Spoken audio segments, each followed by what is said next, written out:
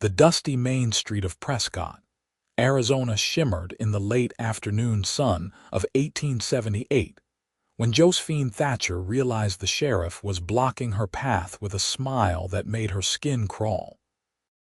She had just stepped out of the general store, her arms laden with supplies for the boarding house she ran on the edge of town, when Sheriff Marcus Wade positioned himself directly in front of her wagon. "Miss Thatcher," he said, tipping his hat with exaggerated politeness. "I am afraid we have a problem." Josephine set her jaw and met his gaze without flinching. She had dealt with men like Wade before, men who thought a woman alone was easy prey. At 23, she had been running her late aunt's boarding house for 2 years, and she had learned to stand her ground. "What kind of problem, Sheriff?" "Well, it seems there has been a complaint about the noise coming from your establishment. Disturbing the peace is a serious offense in Prescott." His smile widened, showing tobacco-stained teeth. "Noise? I run a respectable boarding house, not a saloon. My guests are miners and merchants, quiet men who work hard and sleep harder." She kept her voice steady despite the anger building in her chest. Wade pulled a folded paper from his vest pocket and made a show of reading it. "Says here there was excessive noise last Tuesday evening. Shouting, banging, all manner of disturbance. The fine for such an offense is $50. $50.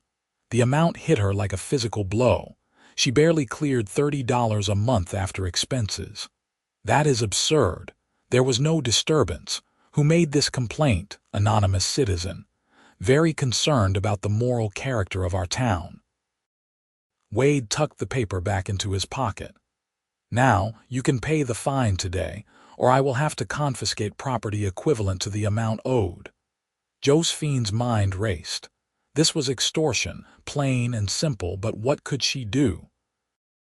Wade was the law in Prescott, and the nearest circuit judge would not arrive for another month. She had heard rumors about the sheriff, how he had driven other business owners out of town with invented violations and impossible fines, always targeting those without powerful friends or family to protect them. "I do not have $50, and you know it," she said quietly. "Well then, I suppose we will have to work out an arrangement." Wade stepped closer, and she could smell whiskey on his breath. "A woman like you, all alone, might benefit from having a man around, someone to protect her interests, keep her safe from accusations like these." The meaning was clear. Josephine felt her stomach turn. "I will find the money," she said firmly. "Give me 2 weeks." "1 week," Wade countered. "And if you cannot pay by then, I will be taking possession of that boarding house and everything in it." He touched the brim of his hat again. "Good day, Miss Thatcher. I do hope you make the right decision." She watched him swagger back toward his office, her hands shaking with rage and fear. The boarding house was all she had in the world. Her parents had died of fever when she was 17, and her aunt had taken her in, teaching her the business until consumption claimed her too. Josephine had poured everything she had into keeping the place running, into making it a home for the lonely men who passed through this rough mining town. She loaded her supplies into the wagon with mechanical movements, her mind working through impossible calculations. Even if she could collect every penny owed to her, even if her current boarders paid in advance, she would barely scrape together $20. There was no bank that would loan money to a single woman, no relative she could turn to. The sun was setting by the time she drove her wagon back to the boarding house, painting the desert landscape in shades of orange and purple. The San Francisco peaks loomed in the distance, their granite faces catching the last light. It was beautiful country, harsh and unforgiving but beautiful. She had grown to love it despite everything. Her boarders were waiting for supper when she arrived. Old Henry, who worked at the assay office, helped her unload the supplies while she tried to compose herself. She could not let them see her distress.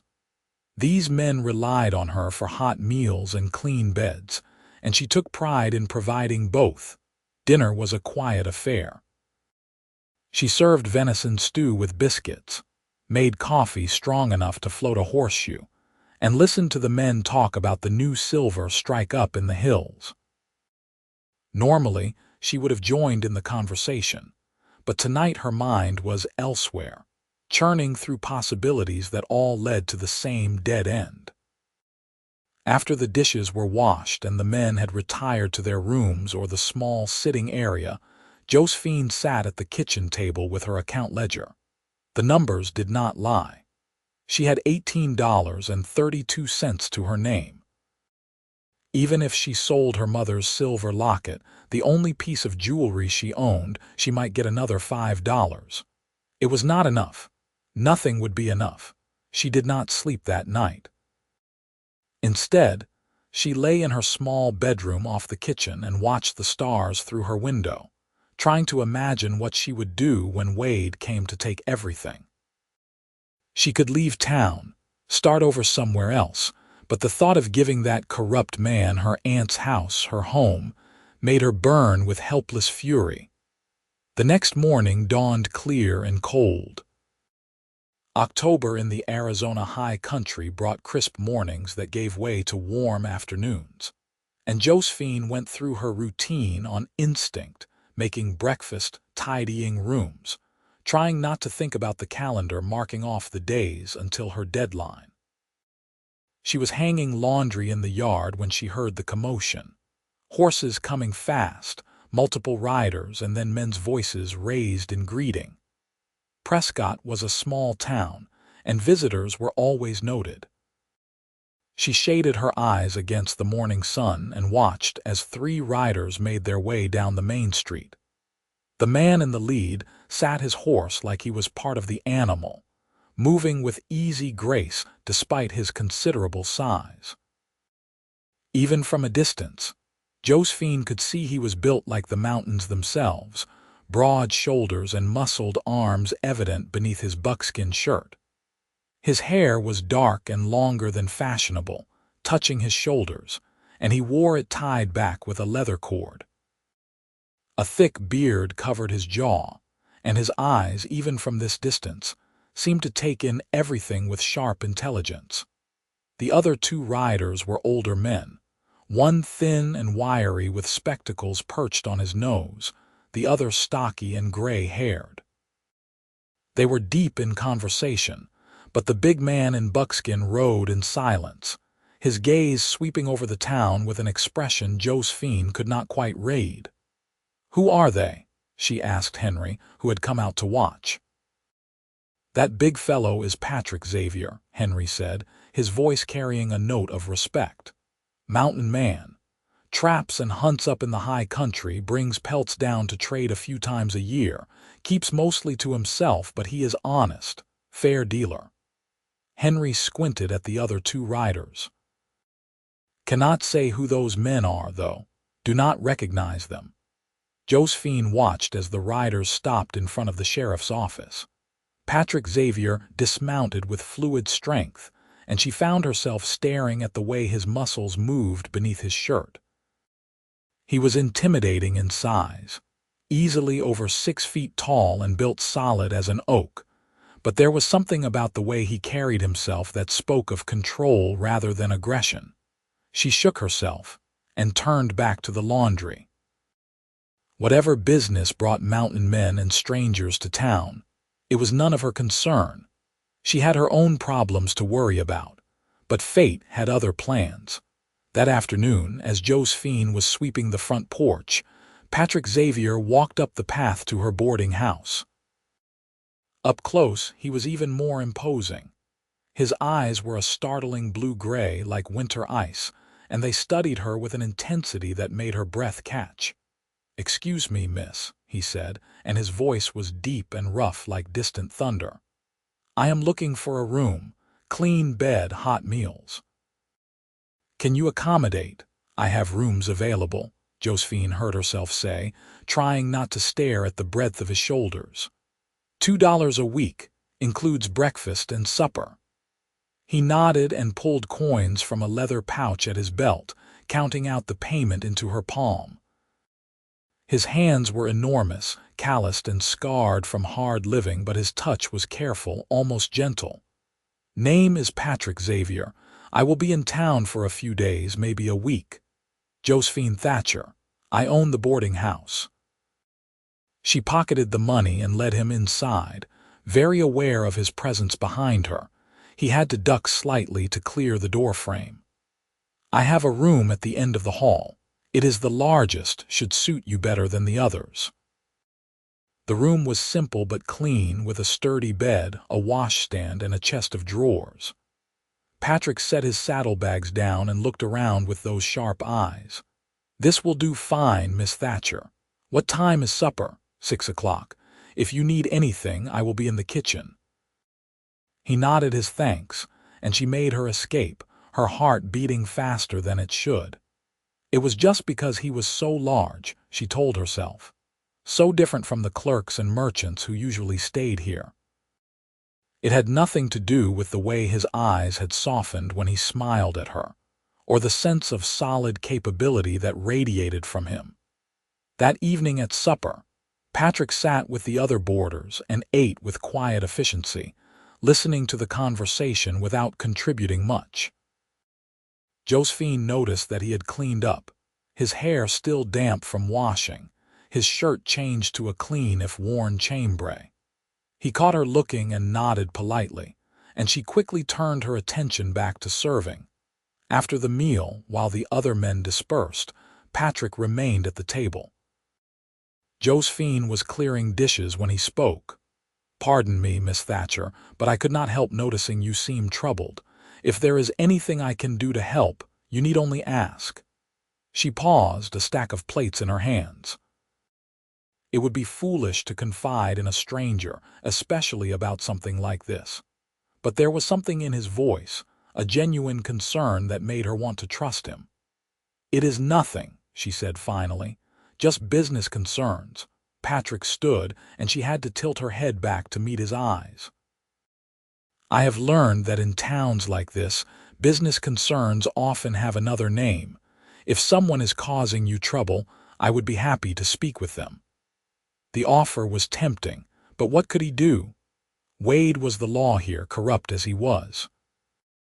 "I appreciate the offer, Mr. Xavier, but this is something I must handle myself." He studied her for a long moment, then nodded slowly. "As you wish, but the offer stands should you change your mind." Over the next 2 days, Josephine became increasingly aware of Patrick's presence in her boarding house. He was quiet and respectful, always courteous, but she found herself noticing things about him. The way he helped Henry carry in firewood without being asked. How he fixed the loose hinge on the back door when he saw it was sticking. The careful way he spoke to her, as if she were something precious that might break.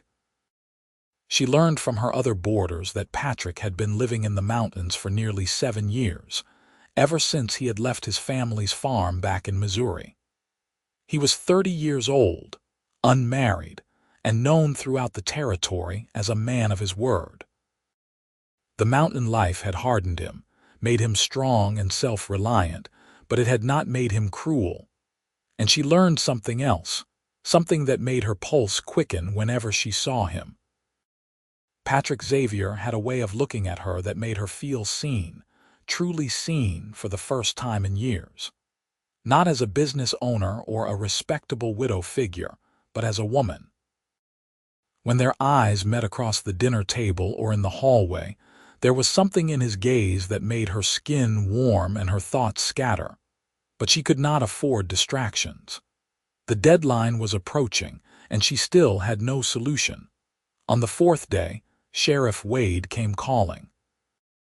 Josephine was kneading bread dough when she heard his boots on the porch. Her stomach dropped. It was too soon. She still had 3 days left.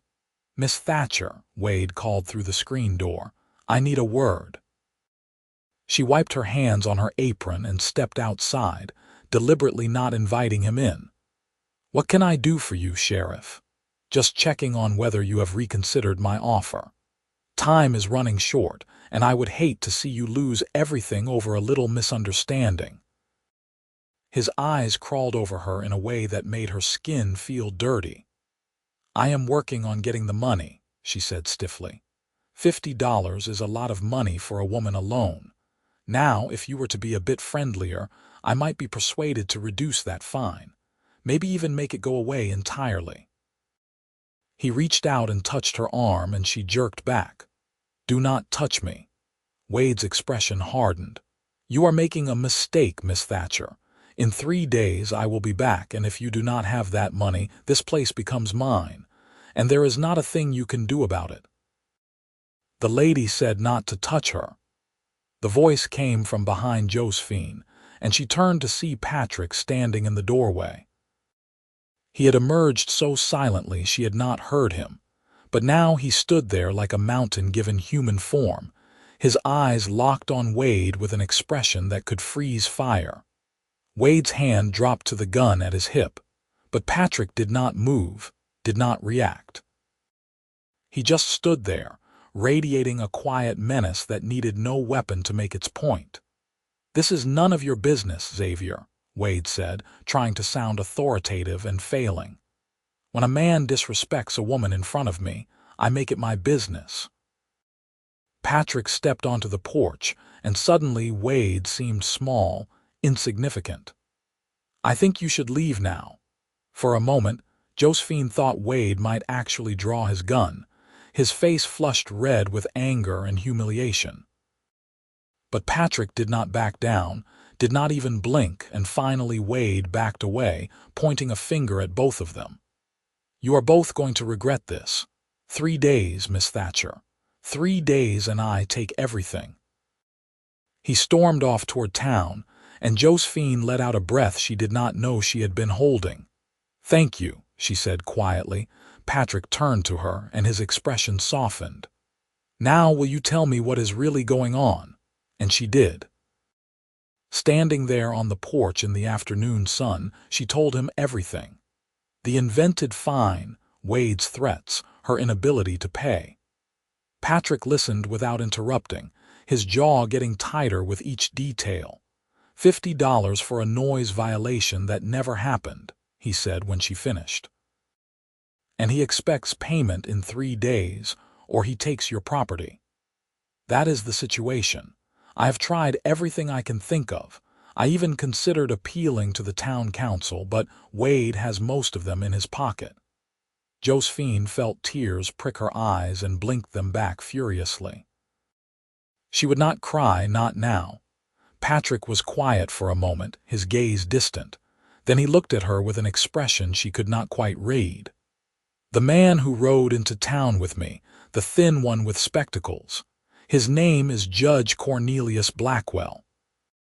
He is a circuit judge, here to hear cases in Prescott and the surrounding towns." Josephine's heart leaped.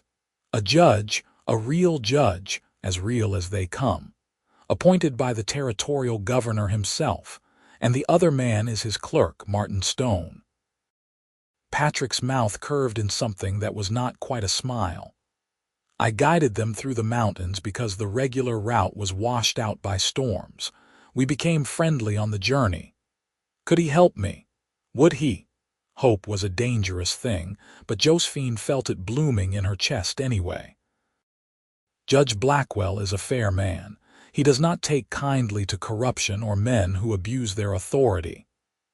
Patrick stepped closer, and she could feel the warmth radiating from his large frame. "If you will allow it, I would like to speak with him on your behalf. Explain the situation. See what can be done." "Why?" The question burst out before she could stop it. "Why would you do this for me? You barely know me." Patrick looked at her for a long moment, and something flickered in those winter blue eyes. "Because what Wade is doing is wrong.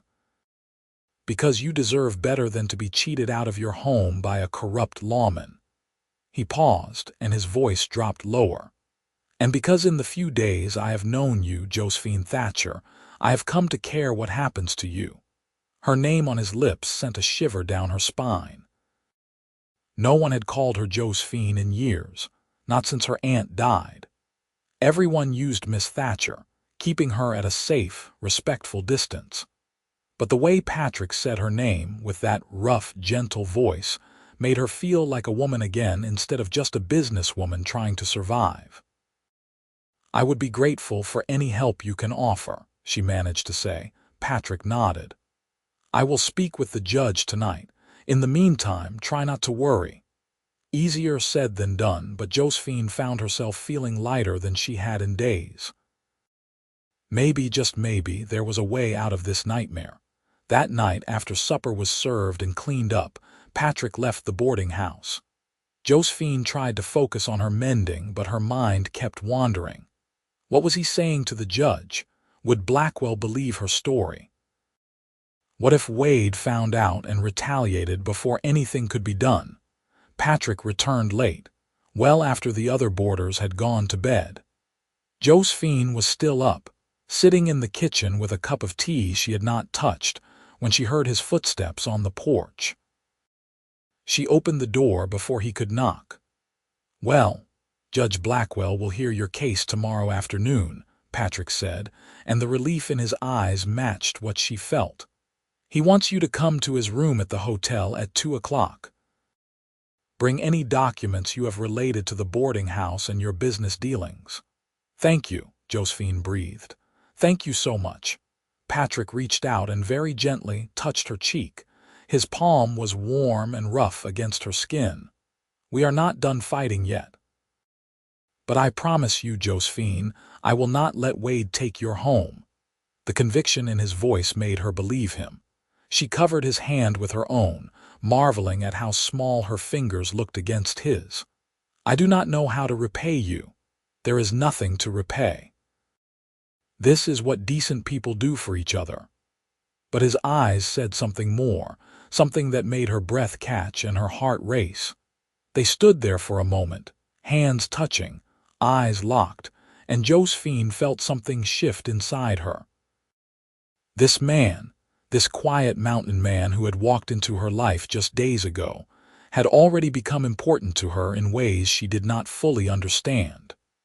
The next afternoon, Josephine put on her best dress, a simple blue cotton that brought out the color of her eyes, and made her way to the hotel. Patrick had offered to accompany her, and she was grateful for his steady presence as they climbed the stairs to Judge Blackwell's room. The judge was a lean man in his 50s with sharp eyes and a no-nonsense demeanor. His clerk, Martin Stone, sat nearby with paper and pen ready to record the proceedings. "Miss Thatcher," Judge Blackwell said, gesturing to a chair. "Mr. Xavier has told me about your situation. I would like to hear it in your own words." Josephine told her story again, this time more formally, laying out the facts as clearly as she could. She produced the deed to her boarding house, her aunt's will leaving the property to her, and her account ledgers showing the steady if modest income she made from the business. "And you say this fine was levied based on an anonymous complaint?" Blackwell asked, making notes. "Yes, sir. Sheriff Wade claimed there was excessive noise last Tuesday evening, but there was no such disturbance. My boarders are quiet, working men." "I was here last Tuesday," Patrick interjected. "I arrived in the evening and stayed the night. The boarding house was peaceful. No noise, no disturbance of any kind." Blackwell nodded. "And the amount of this fine?" $50, sir. Far more than I have or could reasonably raise in a week's time." The judge exchanged a glance with his clerk. "Miss Thatcher, what you are describing sounds very much like extortion. However, I need to hear both sides before making any decisions. I will summon Sheriff Wade and examine his evidence for this alleged violation." "When will that be, sir?" Josephine asked, her hands twisted together in her lap. "Tomorrow morning, 10 o'clock. I will hold an informal hearing right here. You, Sheriff Wade, and any witnesses either of you wish to bring." Blackwell's expression was stern but not unkind. "I take charges of corruption very seriously, young lady. If Wade is abusing his authority, he will answer for it.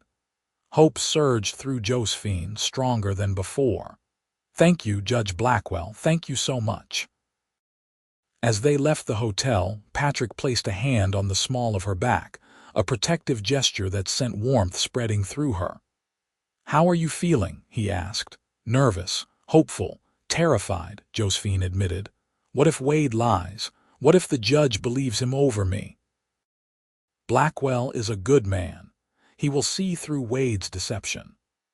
Patrick's confidence was reassuring, but Josephine could not shake her anxiety. That evening, word spread through Prescott that Judge Blackwell was holding a hearing about Sheriff Wade. The town was small enough that such news traveled fast, and Josephine noticed several townspeople giving her curious or sympathetic looks when she went to the general store. She also noticed Sheriff Wade watching her from across the street, his expression dark with fury. He knew what was coming, and he did not like it one bit. That night, Josephine barely slept again. She kept imagining the hearing, playing out different scenarios in her mind. What would she say if Wade accused her of lying? How could she prove a noise violation had not occurred? Patrick found her in the kitchen before dawn, unable to sleep. He sat down across from her without a word, just keeping her company in the quiet hours before sunrise. His presence was comforting, solid and real in a world that felt increasingly uncertain. "Tell me about the mountains," Josephine said suddenly, needing a distraction. "What is it like living up there alone?" Patrick considered the question, his rough features thoughtful in the lamplight. "Peaceful. Hard but honest. The mountain does not lie or cheat. If you work hard and respect the land, it provides what you need." He paused. "But it can be lonely too, going weeks or months without seeing another soul, with only the wind and the elk for company. Do you ever want something different? A home in town, maybe a family?" His eyes met hers, and the intensity there made her pulse quicken. "I never did before, but lately I have been thinking about what I might be missing, what it might be like to have someone to come home to." The words hung between them, heavy with meaning. Josephine felt heat rise to her cheeks. "And what conclusion did you reach?" "That maybe the mountains are not enough anymore." Patrick reached across the table and took her hand, his large fingers gentle around her smaller ones. "That maybe I want more." Before Josephine could respond, they heard footsteps on the stairs. Old Henry was up, starting his day. Patrick squeezed her hand once more and released it, but the warmth of his touch lingered. The morning crawled by with agonizing slowness. Josephine tried to keep busy, but every task felt meaningless compared to what was coming. Finally, at 9:45, she put on her blue dress again, pinned up her dark hair, and walked to the hotel with Patrick at her side. A crowd had gathered. It seemed half the town wanted to witness the confrontation between their sheriff and the territorial judge. Josephine felt their eyes on her as she climbed the stairs, heard their whispered conversations. Some were supportive, but others clearly thought she was making trouble where there was none. Judge Blackwell's room had been rearranged to serve as a makeshift courtroom. The judge sat behind a desk, his clerk beside him. Chairs had been brought in for witnesses and observers. Sheriff Wade was already there, standing with his arms crossed and a confident smirk on his face. "Miss Thatcher, please be seated," Blackwell said. "Sheriff Wade, you as well." Josephine sat, very aware of Patrick standing against the wall behind her. His presence gave her courage. "Now then," Judge Blackwell began. "Sheriff Wade, I understand you have levied a fine of $50 against Miss Thatcher for disturbing the peace. Please present your evidence." Wade pulled out the same folded paper he had shown Josephine. "Right here, Your Honor. Anonymous complaint filed on Wednesday morning, stating that there was excessive noise coming from the Thatcher boarding house the previous evening. Shouting, banging, general disturbance." "Let me see that complaint." Blackwell held out his hand, and Wade reluctantly handed over the paper. The judge read it carefully, his expression neutral. "This is in your handwriting, Sheriff." "Well, yes, Your Honor. The complainant was illiterate, so I wrote it down for them." "I see." "And who was this complainant?" "Like I said, they wanted to remain anonymous, for fear of retaliation." Blackwell's eyebrows rose. "Fear of retaliation from whom?" "Miss Thatcher is a single woman running a boarding house. Who would she retaliate against?" Wade shifted uncomfortably. "Well, you know how it is. People get nervous about making complaints. Do you have any other evidence of this disturbance? Any other witnesses who heard the noise?" "Just the complaint, Your Honor." "I see." Blackwell set the paper aside and looked at Josephine. "Miss Thatcher, do you have anything to say in response to this complaint?" "Yes, Your Honor. There was no disturbance last Tuesday evening. My boarders were all present, and they can attest that the evening was quiet and peaceful.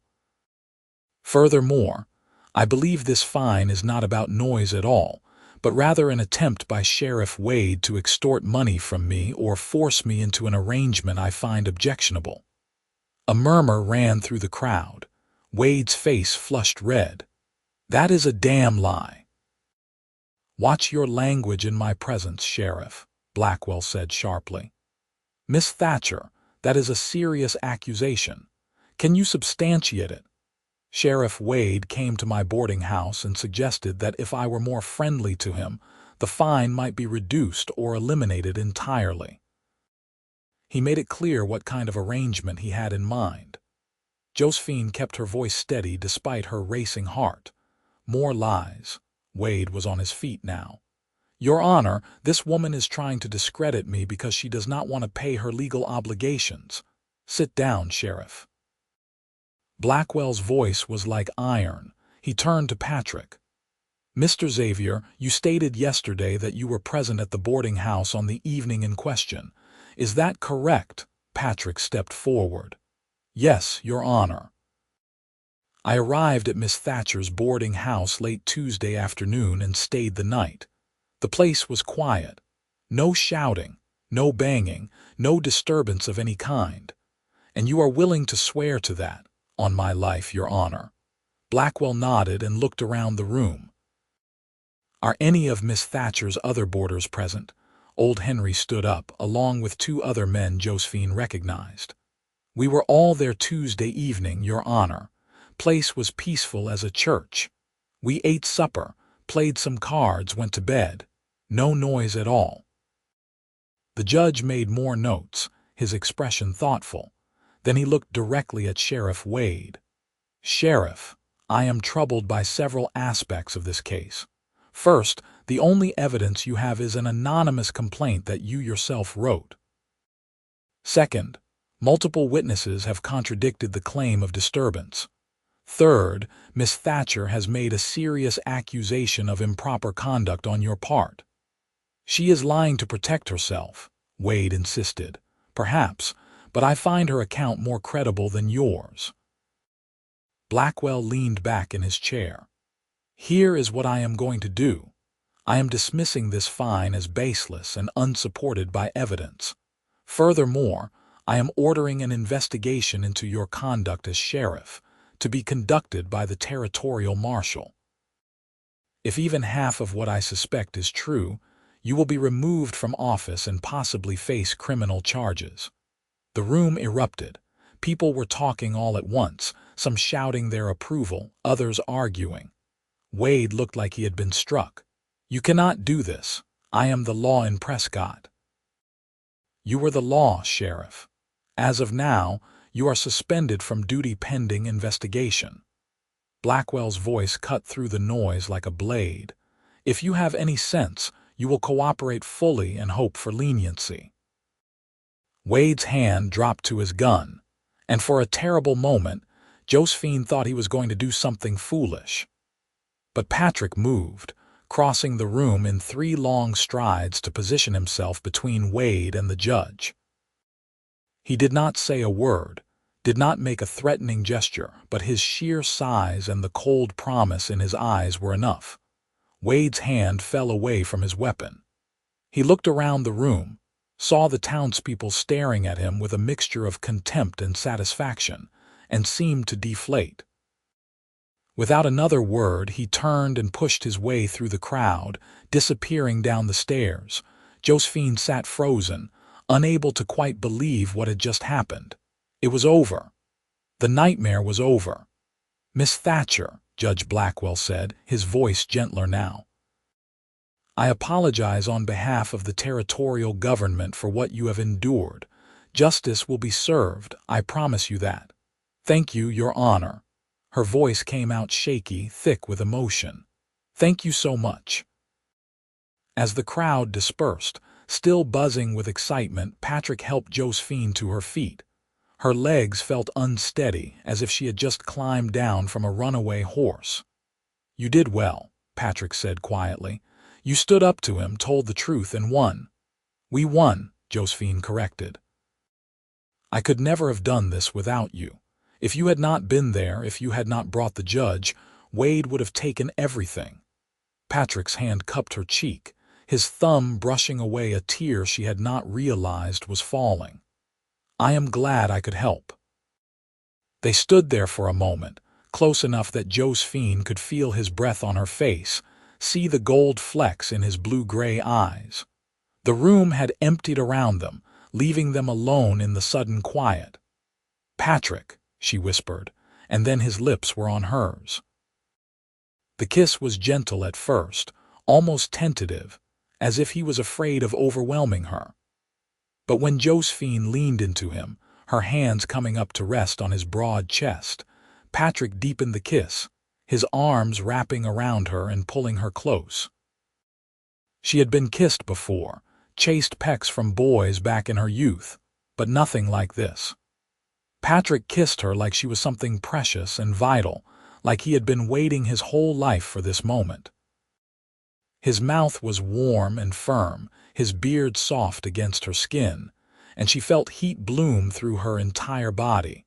When they finally broke apart, both breathing hard, Josephine looked up into his face and saw everything she was feeling reflected back at her. Wonder, desire.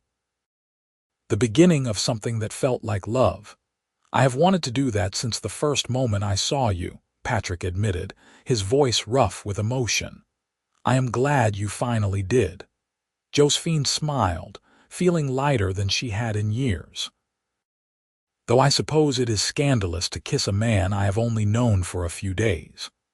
Would it make it less scandalous if I told you I intend to court you properly, with flowers and Sunday walks and all the respectable things a man does when he is serious about a woman?" Patrick's eyes searched hers. "Because I am serious, Josephine, more serious than I have ever been about anything." Her heart felt like it might burst. "I would like that very much." They walked back to the boarding house hand in hand, and if the townspeople they passed noticed and whispered, Josephine did not care. For the first time since her aunt died, she felt like the future held something more than just survival. She felt hope, joy, and the thrilling possibility of love. Over the next few days, Prescott buzzed with the news. The territorial marshal arrived and began his investigation into Sheriff Wade's conduct. It quickly became apparent that Josephine was not the only victim. Several other business owners came forward with stories of invented violations, excessive fines, and veiled threats. Wade had been running his own little extortion scheme for over a year, targeting anyone he thought was vulnerable. The investigation also revealed that Wade had been skimming money from the town's coffers, pocketing fines that should have gone to the territorial government. By the time the marshal was done, Wade was under arrest and facing multiple charges. He would be going to prison for a long time. A new sheriff was appointed, a fair-minded man named Tom Brooks, who had previously served as a deputy in Phoenix. The town breathed a collective sigh of relief. Through it all, Patrick stayed in Prescott, extending his visit week after week. He and Josephine spent every spare moment together, and the boarding house residents quickly grew accustomed to seeing the big mountain man helping with chores, fixing things that needed repair, and sitting in the kitchen talking with Miss Thatcher late into the evening. Patrick courted her with old-fashioned devotion. He brought her wildflowers from the hills, their bright colors a stark contrast to his rough hands. He took her on walks through the pine forests surrounding Prescott, showing her elk trails and hidden springs.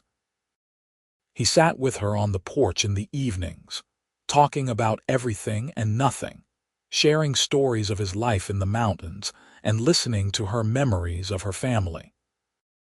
And he kissed her, sweet stolen kisses that grew more passionate as the weeks passed, until Josephine found herself lying awake at night thinking about his hands on her skin, his mouth on hers, the way her body responded to his touch. "I love you," Patrick told her one evening as they sat together watching the sunset paint the sky in shades of crimson and gold. "I know it is fast. I know we have not known each other long, but I am certain you are what has been missing from my life, Josephine. You are the reason I was lonely in those mountains." Tears pricked her eyes, but they were happy tears this time. "I love you too. I think I started falling for you the moment you stood up to wade on my porch, but it has only grown stronger every day since." Patrick pulled her close and she rested her head against his massive chest, feeling safe and cherished. "Marry me," he said simply. "Be my wife. Let me spend the rest of my life making you happy." Josephine pulled back to look at him, seeing the sincerity and love in his eyes. "Yes," she breathed. "Yes, Patrick, I will marry you." He kissed her then, a deep claiming kiss that left her dizzy and aching for more. When they finally broke apart, Patrick rested his forehead against hers. "I want to do this right. With a proper wedding, a preacher, the whole town invited if you want." "I would like that," Josephine said, "but I have one condition. Anything. I want to keep running the boarding house. It was my aunt's legacy and it is important to me. I do not want to give it up just because I am getting married." Patrick smiled, that rare, full smile that transformed his stern features. "I would never ask you to give it up. In fact, I was thinking I could help. Do the heavy repairs, keep the place in good shape. Maybe we could even expand, add a few more rooms. You would stay here, in town." "What about the mountains?" "The mountains will always be there. I can still trap and hunt in the winter if we need the income, but my home is wherever you are, Josephine. If you are here, then this is where I want to be." They were married 3 weeks later in a simple ceremony at the town church. Judge Blackwell, who had stayed in Prescott to oversee the transition of law enforcement, agreed to stand up with Patrick as his witness. Old Henry gave Josephine away, and several of the town's women helped her make a dress from beautiful cream-colored fabric that Patrick had purchased from the general store. The whole town turned out for the wedding. Even people who had been skeptical of Josephine's accusations against Wade came to offer their congratulations and support. It seemed the community was eager to move past the corruption and fear that had characterized Wade's tenure, and the wedding felt like a celebration of new beginnings for everyone. Josephine had never felt more beautiful than she did walking down the aisle toward Patrick. He stood at the altar in a new suit, his long hair neatly tied back, his beard trimmed, looking both civilized and wild at the same time. When he saw her, his eyes lit up with such love and joy that her own tears started flowing. The vows were traditional, but when Patrick said, "I will," his deep voice rang out clear and certain, a promise that Josephine knew he would keep for the rest of their lives. When the preacher pronounced them husband and wife, Patrick kissed her with such tenderness that the assembled crowd burst into applause and cheers. Josephine felt like her heart might explode with happiness. The reception was held at the boarding house, with tables set up in the yard and food contributed by half the town. There was music and dancing, laughter, and joy, and through it all Patrick stayed close to Josephine's side, his hand frequently finding hers, his eyes constantly seeking her out. As the sun set and the party began to wind down, Patrick led Josephine back into the boarding house and up to the largest bedroom, the one that had been his when he first arrived and was now theirs together. "Are you happy, Mrs. Xavier?" he asked, pulling her into his arms. "Happier than I ever thought possible, Mr. Xavier." Josephine reached up and untied the leather cord holding back his hair, running her fingers through the dark strands. "Thank you for finding me, for saving me." "You saved yourself," Patrick said, his hands beginning to work at the buttons of her dress. "You were brave enough to stand up to Wade, strong enough to keep fighting.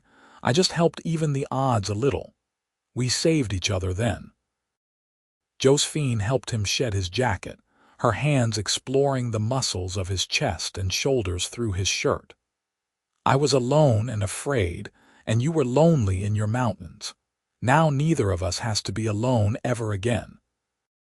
Patrick lifted her in his arms, carrying her to the bed with easy strength.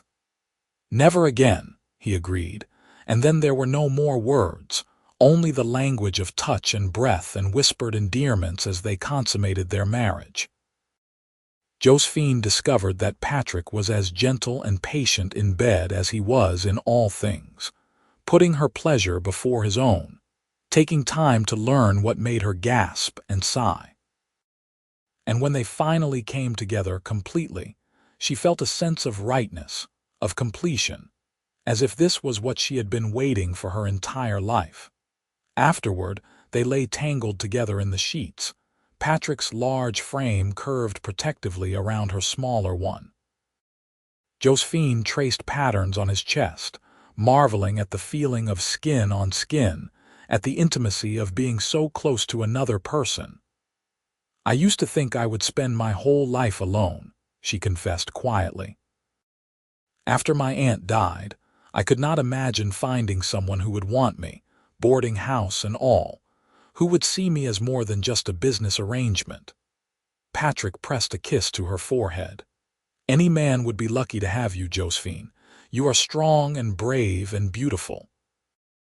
You work hard, you care about people, and you make the best biscuits I have ever tasted." She laughed at that last part. "Well, if the biscuits sealed the deal, I suppose I should thank my aunt for teaching me her recipe. The biscuits did not hurt, but it was your spirit that captured me. The way you refused to be cowed by Wade, the way you stood tall even when you were terrified, that is what made me fall in love with you." Patrick tilted her chin up so he could look into her eyes. "You are remarkable, and I am going to spend the rest of my life making sure you know it." They made love again in the deep hours of the night, slower this time, exploring and savoring. And when Josephine finally fell asleep in Patrick's arms, she slept deeply and peacefully for the first time in months. The next morning, they woke to sunlight streaming through the windows and the sounds of the boarding house coming to life around them. Josephine started to get up, thinking of breakfast to prepare, but Patrick pulled her back down. "Let them fend for themselves this morning," he said, kissing her neck. "You are a newlywed. You deserve one morning to be lazy." "The men will starve," Josephine protested, but without much conviction. "There is bread and cheese in the kitchen. They will survive." Patrick's hands were doing distracting things under the covers. "Besides, I am not done with you yet, Mrs. Xavier." Josephine surrendered happily to his attentions, and it was nearly noon before they finally emerged from their room, both glowing with satisfaction and trying not to look too obviously pleased with themselves. Old Henry gave them a knowing grin as they came downstairs. "About time you two showed your faces. We were starting to wonder if we needed to send someone to check on you." Josephine blushed, but Patrick just laughed. "My wife needed her rest," he said, putting emphasis on the word wife in a way that made Josephine's heart flutter. Life settled into a new rhythm after that. Patrick proved to be as good as his word about helping with the boarding house. He repaired the sagging porch, fixed leaks in the roof, and built new furniture to replace pieces that were falling apart. He also began working with some of the local ranchers, hiring out his skills as a tracker and hunter when they had problems with predators or needed someone to scout new grazing land. The combination of Josephine's boarding house income and Patrick's earnings meant they were doing better financially than Josephine had ever managed alone. They were even able to save a little money, something that had been impossible before. But more than the financial stability, Josephine treasured the partnership they had built. Patrick consulted her on decisions, respected her opinions, and treated the boarding house as their shared enterprise rather than something he had taken over. And she, in turn, learned to lean on his strength, to accept help when she needed it, and to share the burdens that she had carried alone for so long. As fall deepened into winter, Prescott transformed into a snow-covered wonderland. The first real storm came in late November, dumping nearly 2 feet of snow on the town overnight. Josephine woke to find Patrick already up, stoking the fire in the kitchen stove and putting coffee on to boil. "Good morning, beautiful," he said, pulling her into his arms for a kiss. "Sleep well." "Very well, especially with you keeping me warm." Josephine snuggled against his chest, stealing his body heat. "It is freezing out there. The boarders are going to need a hot breakfast this morning. How about I help you make flapjacks and bacon?" They worked together in the kitchen, falling into an easy rhythm. Patrick was surprisingly competent at cooking, skills learned from years of surviving alone in the wilderness, and Josephine enjoyed the teamwork. It felt domestic and comfortable, exactly the kind of life she had dreamed of, but never quite believed she would have. Over breakfast, the boarders talked about the snow and what it meant for their work. The mines would still operate, but travel would be difficult until the roads were cleared. Several of the men expressed relief that they had a warm, comfortable place to stay during the winter months, and Josephine felt pride at what she had built. After breakfast, Patrick bundled up and went out to clear snow from the paths and make sure the other buildings on the property were secure. Josephine watched from the window, admiring the way his muscles moved beneath his heavy coat as he worked, the efficiency of his movements. That afternoon, as she was preparing supper, Patrick came in with an unusual expression on his face. "Josephine, there is something I want to show you. Can you spare a few minutes?" Curious, she followed him out to the small barn where they kept the horses and wagon. In the back corner, covered with a tarp, was something large. Patrick pulled the tarp away to reveal a beautiful wooden cradle, intricately carved with patterns of leaves and flowers. "I have been working on this in the evenings," he said, sounding almost shy. "I know we have not talked about children yet, but I wanted you to know that I am hoping for them. A family with you, Josephine, sons and daughters to fill this house with laughter." Josephine felt tears spring to her eyes. She ran her hand over the smooth wood, seeing the care and love that had gone into every detail. "It is beautiful, Patrick, the most beautiful thing I have ever seen." "So you want children too?" he asked, hope evident in his voice. "Yes." "More than anything." She turned into his embrace. "I want to fill this house with our children to build a family together." Patrick kissed her deeply, and she felt his joy matching her own. "I love you, Josephine Xavier. Every day I love you more. I love you too." As winter deepened, Josephine discovered she was pregnant. The signs were unmistakable, though she waited until she was certain before telling Patrick. She chose a quiet evening when the boarders were all out and she and Patrick were alone in their room. "I have news," she said, taking his hands in hers. "We are going to need that cradle sooner than we thought." For a moment, Patrick just stared at her, his brain clearly working to process what she had said. Then understanding dawned and his face lit up with pure joy. "You are carrying our child." "Yes. I am maybe 2 months along, I think. The baby should come in late spring." Patrick let out a whoop of joy and lifted her off her feet, spinning her around before carefully setting her back down. "A baby. We are having a baby." He placed his large hand on her still flat stomach with such gentleness that it made her heart ache. "Are you well? Do you need anything? Should you be resting more?" Josephine laughed at his sudden concern. "I am fine, Patrick. Women have been having babies since the beginning of time. I am healthy and strong, and I plan to keep working until I cannot anymore. But you need to be careful. No heavy lifting, no overexerting yourself." Patrick was already in full protective mode, and Josephine knew she would have to work to keep him from wrapping her in cotton and insisting she stay in bed for the next 7 months. "I will be careful," she promised, "but I am not fragile. This baby is lucky to have a father who loves it so much already." Over the winter months, as Josephine's belly began to swell, Patrick became even more attentive. He took over all the heavy work at the boarding house, insisting she rest more often. He brought her little treats from town, things he thought she might be craving. And at night, he would lie with his head on her stomach, talking to their unborn child, telling stories about the mountains and the life they would have together. The townspeople were happy for them, and the women especially took Josephine under their collective wing, offering advice and help. She had lived in Prescott for years, but had always been somewhat separate, focused on survival rather than community.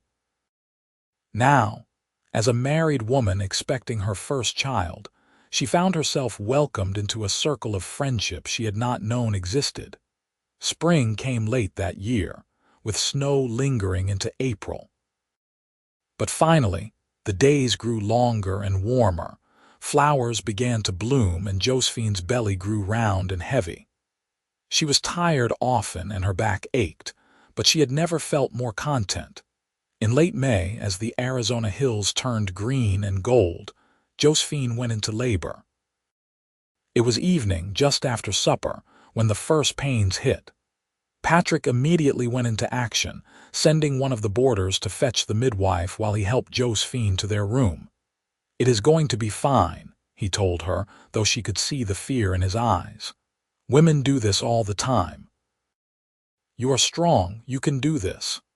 "I know I can," Josephine said through gritted teeth as another contraction hit. "But I would appreciate you not panicking. I need you calm and steady, mountain man." Patrick took a deep breath and nodded. "Calm and steady, I can do that." The midwife, a capable woman named Mrs. Chen who had delivered half the babies in Prescott, arrived quickly. She examined Josephine and declared that everything was progressing normally. "First babies can take a while," she said. "Get comfortable, dear. This is going to be a long night." Mrs. Chen was right. The labor was long and difficult, and there were moments when Josephine thought she could not go on, could not endure another contraction. But Patrick stayed by her side the entire time, holding her hand, wiping her forehead, murmuring encouragement. "You are doing so well, my love. So strong. Just a little longer." Finally, as dawn was breaking over the San Francisco peaks, Josephine gave one last tremendous push and heard the most beautiful sound in the world, her baby's first cry. "It is a boy," Mrs. Chen announced, laying the squalling infant on Josephine's chest. "A big, healthy boy." Josephine looked down at her son, at his red face and waving fists, and felt love like she had never known wash over her. He was perfect. Absolutely perfect. Patrick was crying, tears streaming down his face as he looked at his wife and child. "He is beautiful," he whispered. "You are amazing, Josephine. You did it." "We did it," she corrected, too tired to say much more. They named him Peter James Xavier after Patrick's father and Josephine's grandfather. Little Peter was a good baby, healthy and strong, with his father's blue-gray eyes and his mother's dark hair. Patrick was completely smitten, spending hours just watching the baby sleep, holding him with such careful tenderness that it made Josephine fall in love with her husband all over again. The boarding house adjusted to having a baby in residence. The men tiptoed around during Peter's nap times and took turns entertaining him in the evenings. The gruff miners and merchants transformed into gentle giants by one tiny infant. As Peter grew, Patrick proved to be a devoted father. He made toys for his son, taught him to walk by holding his little hands, and carried him around on his broad shoulders. And when Peter was old enough to understand, Patrick began teaching him about the mountains, taking him on short hikes to explore the wilderness that had been his home for so long. 2 years after Peter was born, Josephine had a daughter. Anna Rose Xavier came into the world easier than her brother, and from the first moment, she had her father wrapped around her tiny finger. Patrick, who could face down angry bears and traverse dangerous mountain passes without flinching, turned to absolute mush when his daughter smiled at him. The boarding house continued to thrive. Patrick had added several new rooms and they were always full. Josephine managed the business side while Patrick handled repairs and maintenance, and together they created a place known throughout the territory for being clean, comfortable, and welcoming. Over the years, Prescott grew and changed. More families moved in, schools were built, and the rough mining town began to resemble a proper community. The scandal of Sheriff Wade became a cautionary tale, a reminder of what happened when good people stood up to corruption. And Josephine and Patrick Xavier became pillars of that community, respected and liked by all who knew them. On their 10th anniversary, Patrick took Josephine on a trip up into the mountains, to the cabin where he had lived for so many years. They left Peter, now 9, and Anna, now 7, with old Henry, who had become an honorary grandfather to the children. The cabin was small and rustic, a single room with a stone fireplace and simple furniture. But it was nestled in a meadow surrounded by pine trees, with a creek running nearby and mountains rising all around. It was beautiful in a wild, untamed way. "This is where I was when I realized I needed more," Patrick said, holding Josephine close as they stood in the doorway. "I would sit here in the evenings, watching the sunset, and feel this terrible loneliness. I did not even know what I was missing until I met you." Josephine turned in his arms and looked up at the man she had married. He was older now, lines around his eyes from squinting against the sun, silver threading through his dark hair and beard. But he was still strong, still protective, still the mountain man who had walked into her life and changed everything.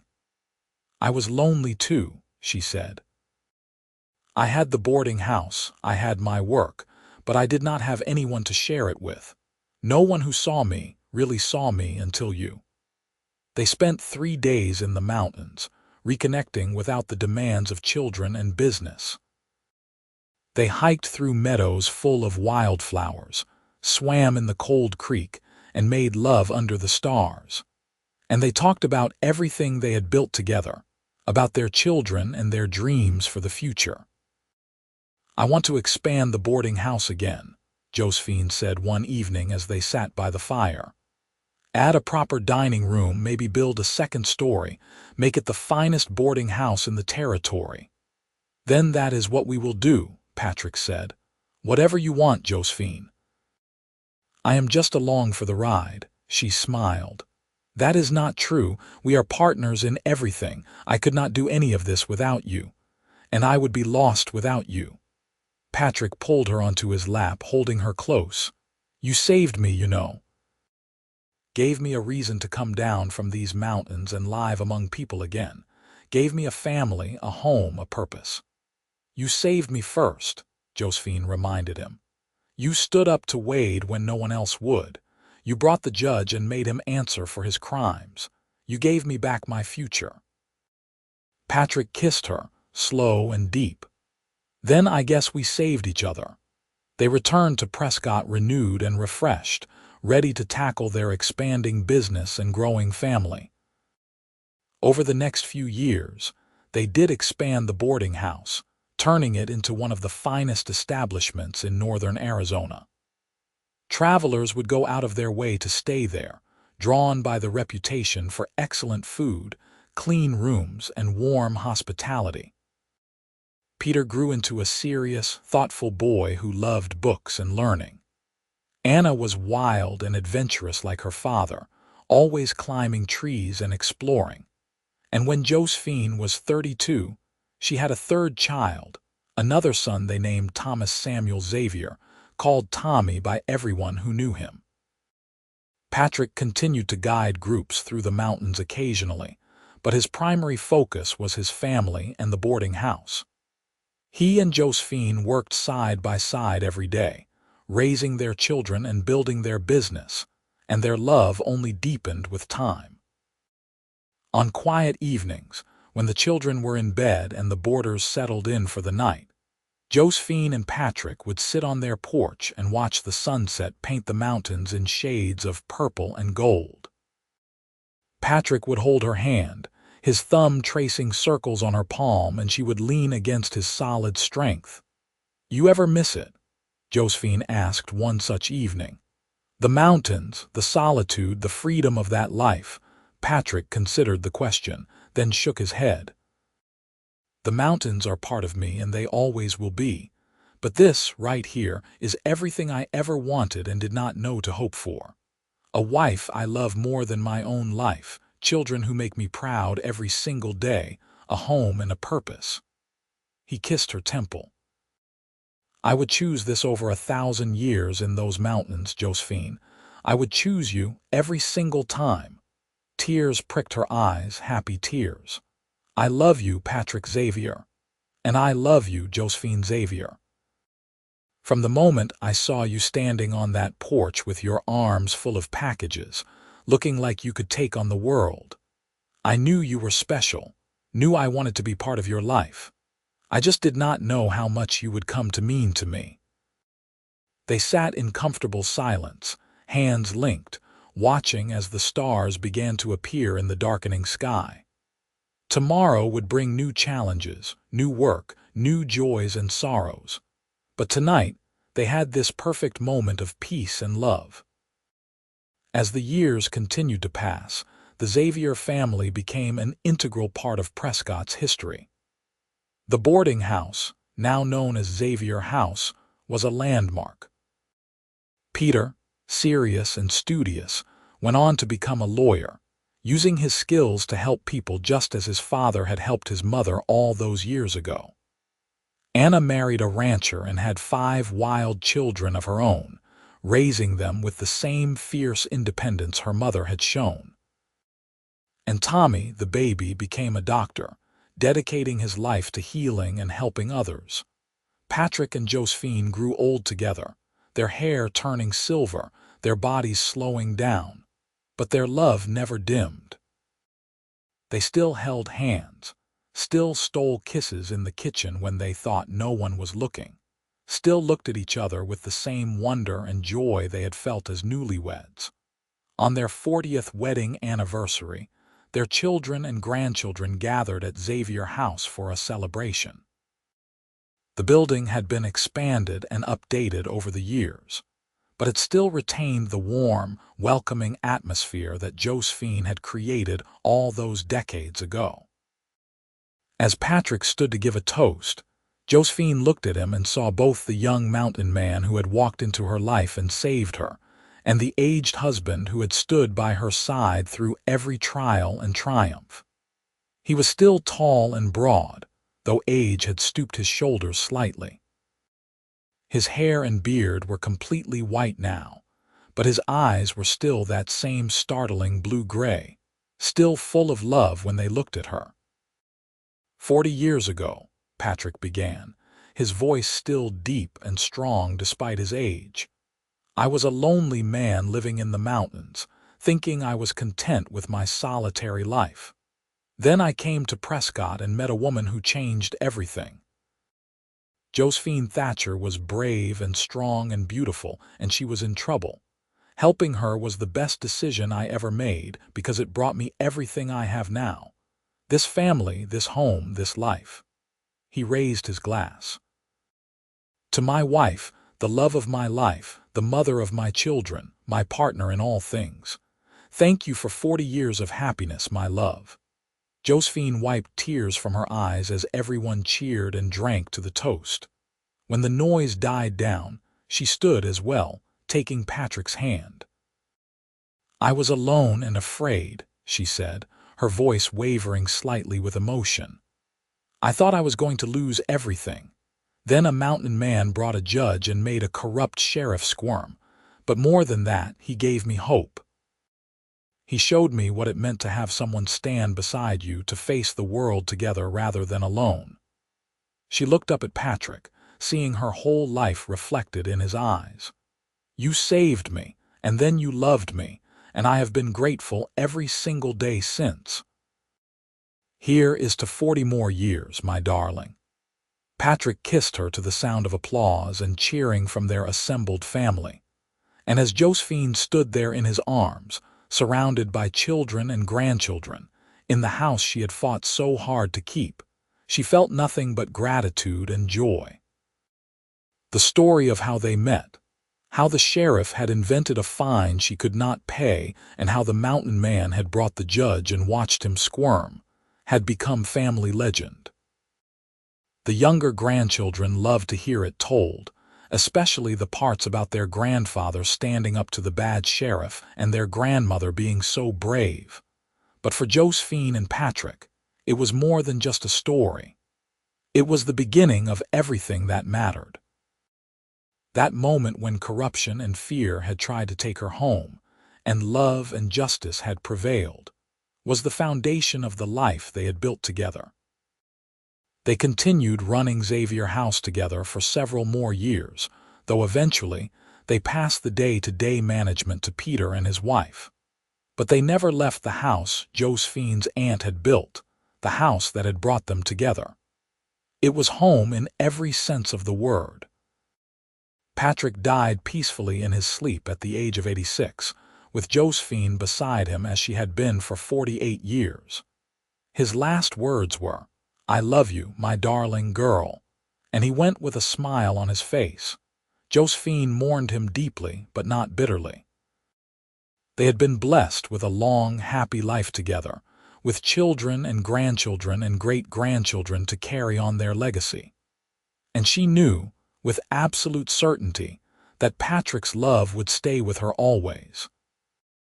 She lived for 3 more years, staying active and engaged with her family and the boarding house.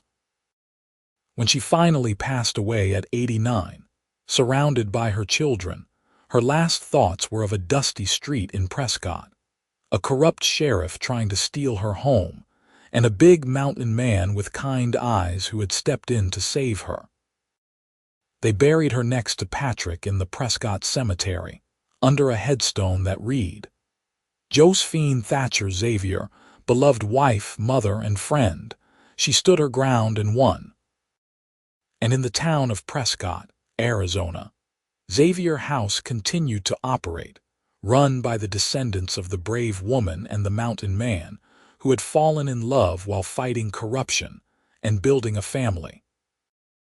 The story of how they met, how they fought, and how they loved became part of the town's history, a reminder that justice and love could triumph over fear and greed.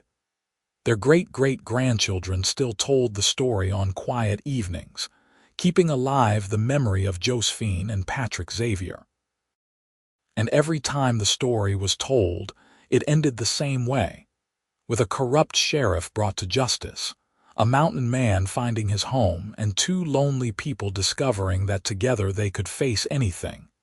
In the end, that was the real victory. Not just that Josephine had kept her boarding house, or that Wade had been punished for his crimes, but that two people who had been alone and incomplete had found each other and built something beautiful together. A family, a business, a legacy of love that would endure for generations. The mountains still loomed over Prescott, their granite faces unchanged by the passage of time. But in the town below, in a boarding house that had stood for over a century, the love story of Josephine and Patrick lived on, a testament to the truth that sometimes the greatest adventures begin with the simplest act of courage, standing up for what is right, and being open to love when it appears in unexpected places.